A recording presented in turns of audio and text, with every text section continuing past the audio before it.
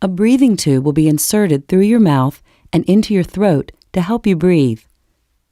A catheter will be placed in your bladder to drain your urine. Coronary artery bypass surgery generally takes 3 to 6 hours. During a conventional bypass surgery, your surgeon begins by making an incision in the skin over your breastbone or sternum. He or she will then cut the sternum and move your rib cage in order to get to your heart. Throughout the procedure, your circulatory system will be connected to a cardiopulmonary bypass pump or heart-lung machine. This machine temporarily performs the functions of your heart and lungs during the surgery, allowing your heart to be stopped while the surgeon sews the grafts into place. One of 2 blood vessels is typically used for the grafts: the internal thoracic artery in the chest or the saphenous vein in the leg.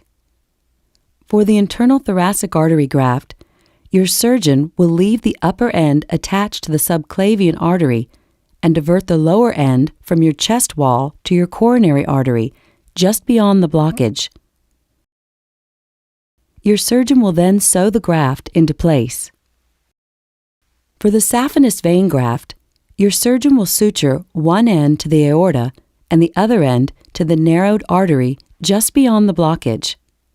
With the graft securely in place, your surgeon will use electrical signals to restore the heartbeat and attach a temporary pacemaker to the heart. Once your heart is again beating normally, the heart-lung machine will be disconnected. Your surgeon will wire the breastbone back together and suture the skin incision closed. A temporary drainage tube will be placed through the skin beneath the incision. 2 other types of CABG procedures have recently been developed: off-pump and minimally invasive bypass surgery. Off-pump CABG is also called beating heart bypass grafting because the heart isn't stopped and a heart-lung machine isn't used. Instead, a mechanical device is used to steady the part of the heart where grafting is being done. Surgeons perform minimally invasive bypass procedures using specially designed instruments inserted through small incisions or ports in the chest. These procedures sometimes require a heart-lung machine. After surgery, you will be taken to the intensive care unit. The activity of your heart will be carefully monitored. If necessary, the pacing wires will be used to temporarily control your heart rate.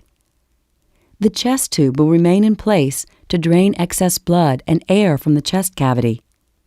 Once you can breathe on your own, your breathing tube will be removed and replaced with an oxygen mask. The bladder catheter will remain in place,